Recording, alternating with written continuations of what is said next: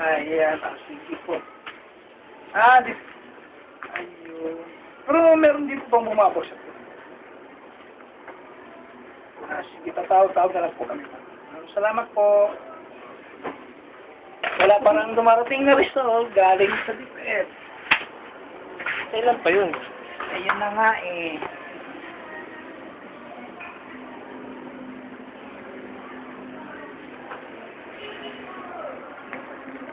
Hey! Di ba ang ganda ng kamay ko, pare? Pare, ang ganda ng lalaki ko talaga dyan. Hindi mo akalain tang ina ganito, yung nagsalita kanina, iisipin ng kausap nun ang gwapong lalaki nito. Oo, sino? Decente at naka-Amerikana. Pero putang ina, ito pala yung nagsalita na yun. Gapo siya, pero hindi siya mukhang decente. Pero ang puso nun, pare, decente. Ang kaloob-looban nun. Hindi mo akalain yun yung kausap nun. Akala mo, mapagkamala mo pang teacher o principal ang kausap nun. Kaya bilib ako kay Eric Yara eh. Natter lang.